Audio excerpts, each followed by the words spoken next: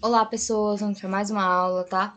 Como a gente sempre fala em todos os vídeos, enfim, é importante que vocês escolham um lugar calmo, um lugar silencioso, para vocês conseguirem se concentrar melhor, ok? Peguem logo o material didático de vocês, é muito importante que vocês acompanhem a aula tendo um livro do lado, tá? No caso, é o livro de língua portuguesa, tá bom? E o caderno de vocês também, tá? Para vocês anotarem, fazer as observações de vocês, os comentários, enfim, anotarem possíveis dúvidas, ok? Então vamos lá. A aula de hoje, a aula de produção textual de hoje, apesar de realmente ser aula de redação, a gente vai trabalhar com um livro de língua portuguesa, né? Como eu tinha falado. Mas por quê, de fato, né? A gente vai trabalhar com de português e não com o livro de redação, né? Que seria o livro de produção textual. Porque quando a gente para pensar em produção textual, não é necessário apenas que vocês escrevam, não. Vocês têm que compreender o texto, ou seja, é importante que vocês conheçam os textos, mais variados textos. Com isso, a gente percebe o quê? Que é necessário vocês conhecerem os gêneros textuais, os mais diversos gêneros textuais, tá? Só relembrando, o que seria um gênero textual? Aquele texto que ele vai ter uma estrutura, vai ter as características dele e ele vai ter uma determinada função social, ou seja, vai ter uma função comunicativa. Por exemplo, se eu quero escrever um texto que tem essa finalidade e tal, aí eu vou pensar, qual é o texto que eu uso? É esse texto, entenderam? Então, por isso que é importante vocês conhecerem alguns gêneros textuais, tá? E o livro de vocês, o de língua portuguesa, ele trabalha sempre, né, dois gêneros textuais, tá? Por capítulo. É o que a gente tá fazendo. É, esses gêneros agora, eu coloquei eles juntos, tá? Vai ser o gênero reportagem e o estatuto, tá bom?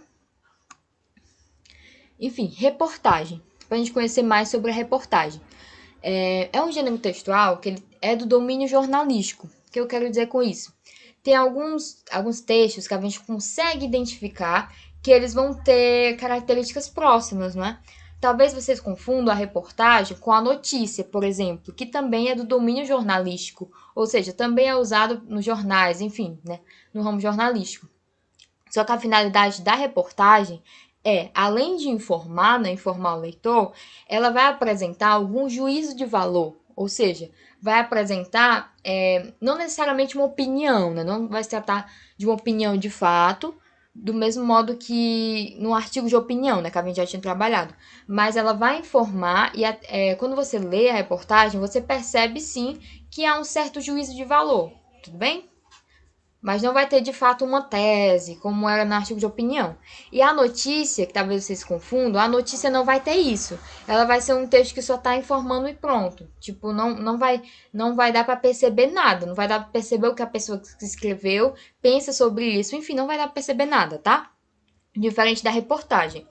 E a reportagem, muitas vezes, ela vai tratar de problemas sociais. E esses problemas podem ser, claro, tanto de um interesse geral ou de um interesse mais específico. Justamente por ela ter essa característica de apresentar um juízo de valor, ela vai trabalhar com esses problemas sociais. Então, por exemplo, pode ser uma reportagem falando sobre educação, por exemplo, que é um aspecto social que pode ter alguma divergência, pode ter alguma problemática, alguma polêmica.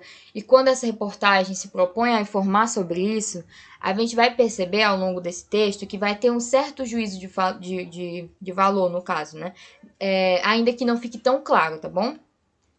Enfim, para utilizar para chamar a atenção, né, desse leitor, o texto ficar mais rico também, essa reportagem ela vai utilizar de alguns recursos.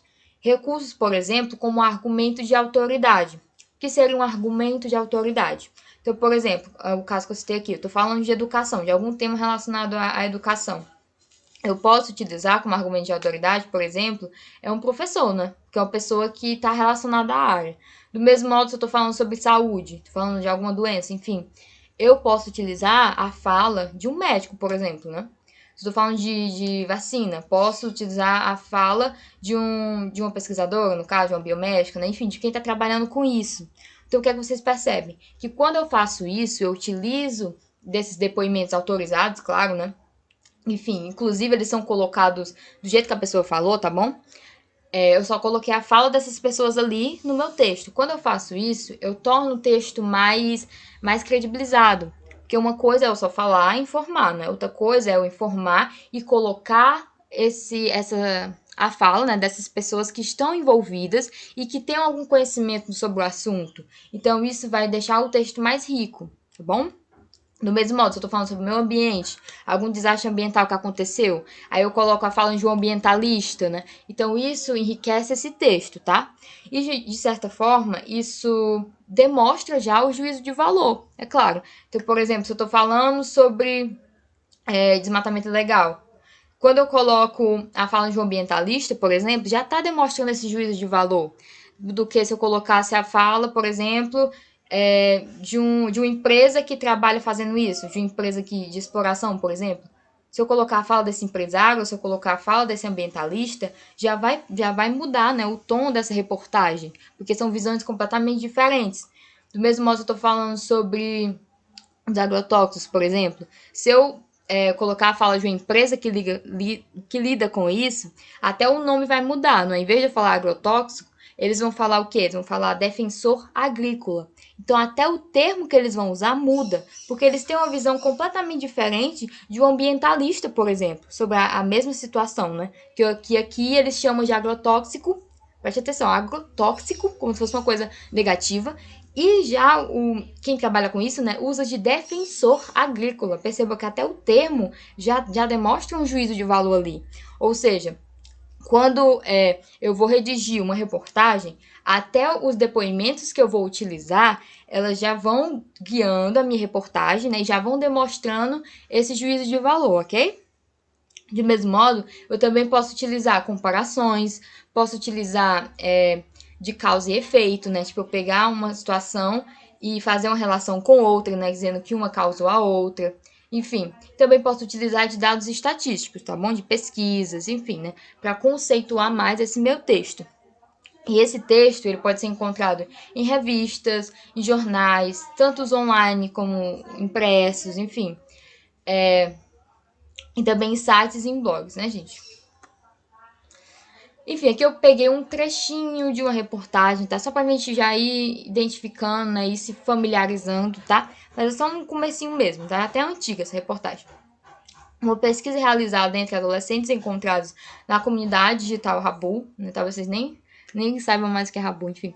Revelou que os jovens se identificam mais com os amigos estabelecidos por meio de relações online, em redes sociais, do que com os vizinhos de bairro ou com a turma offline.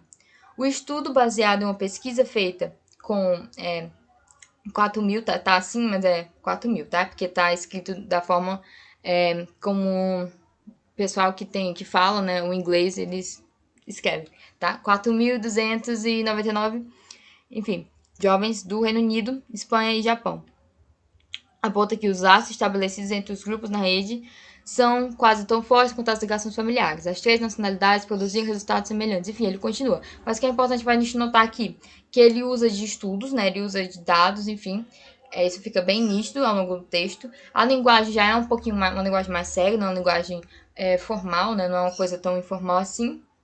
E, de certa forma, as pesquisas que ele vai usando já vai guiando um pouco sobre o juízo de valor dele, porque já é uma coisa que ele pensa também, né? Apesar de não ficar tão explícito, porque afinal ele está fazendo, utilizando essas pesquisas para comprovar isso, enfim. Outro gênero textual que a gente vai estudar é o estatuto, que seria o estatuto, né? O estatuto ele vai fazer parte dos textos que vão regir a sociedade. Então, por exemplo, a Constituição, né? Enfim. O que seria de fato? É um conjunto de normas e regulamentos que eles vão ter o objetivo de proteger, de garantir, de resguardar, no caso, o bem-estar das categorias sociais. Ou seja, esse texto ele vai dar uma certa garantia para essas categorias sociais. Então, por exemplo, eu estou falando de idosos, eu vou ter lá o Estatuto dos Idosos. Então, vão ter lá normas, vão ter esse regulamento, né, que eles vão dar, vão expressar a garantia dos direitos, no caso do idoso, né? E assim como os deveres do restante da sociedade para com estes, né? Então, ela vai expressar os princípios que vão redigir, no caso, a organização. Quando a gente fala em organização, é um termo mais amplo. Pode ser, por exemplo, a organização a nível nacional, né, quando a gente fala de toda a sociedade brasileira, mas também pode ser uma coisa específica. Então, pode ser que, sei lá, determinada empresa elabora um estatuto, por exemplo, né? Então, esse estatuto, ele vai expressar os princípios dessa empresa, no caso, tá bom? E claro, por ser uma coisa mais séria, né, a linguagem vai ser mais uma linguagem formal, uma linguagem mais séria. E vai ter um caráter instrutivo. Como assim instrutivo? De dizer o que é que você tem que fazer. Dizer, isso tem que ser assim, tá bom? Justamente por tratar, né, de regras. Beleza. E a temática ela vai ser específica, ou seja, eu quero fazer um estatuto da criança e do adolescente, né, que é o que tem. É da criança e do adolescente, essa temática específica. Então, diante de toda a sociedade, eu peguei uma categoria específica, criança e do adolescente. Do mesmo modo, o idoso uma categoria específica, né, diante da sociedade. Então, toda vez que você for fazer um estatuto, ele vai ter essa temática específica, tá? Eu vou delimitar o que é que eu vou regulamentar, não é? E a estrutura dele é por tópicos. Então, ele vai ter seções que vão ser constituídas de tópicos e elas vão estar conectadas de alguma forma. Ou seja, vai utilizar de artigos, por exemplo, né? Artigo 1, artigo 1º, artigo 2º, enfim. Vai ter esses tópicos e todos eles vão fazer parte, né? Todos eles vão estar conectados com esse princípio, né? Que é com a temática que eu decidi abordar, ok? Aqui vamos ver um exemplo, tá? De estatuto. Enfim, esse estatuto seria o estatuto da criança e do adolescente, tá? Eu peguei só os primeiros artigos. Artigo 1º. Esta lei dispõe sobre a proteção integral à criança e ao adolescente. Artigo 2º. Considera-se criança, para os efeitos dessa lei, a pessoa até 12 anos de idade incompletos e adolescente, aquela entre 12 e 18 anos de idade. Parágrafo único. Nos casos expressos em lei, aplica-se excepcionalmente este estatuto às pessoas entre 18 e 20 anos de idade.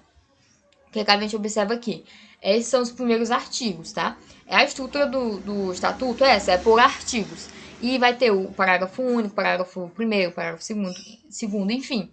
A linguagem, a gente percebe que já é uma linguagem mais formal, porque necessita ser formal, né? E logo no começo desse estatuto, né, já que a gente está falando dos primeiros artigos, ele vai delimitar essa temática, né? Vai delimitar essa categoria. Ele já começa falando, né, que é uma lei sobre a criança e o adolescente, já fala no primeiro artigo, e no segundo ele já está considerando, está delimitando mais ainda, ou seja, ele está detalhando, ele fala, a criança é uma pessoa até 12 anos incompletos, ou seja, ele está deixando mais claro ainda, tá bom? Isso é muito importante, né, ele especificar bem. Enfim, gente, a aula por hoje é só isso. Foi uma aula bem curtinha mesmo, só pra gente conhecer esses gêneros textuais, tá bom? Pra vocês enriquecerem em termos de produção textual, tá? Pra vocês conhecerem gêneros diferentes para enriquecer a própria escrita também, tá bom?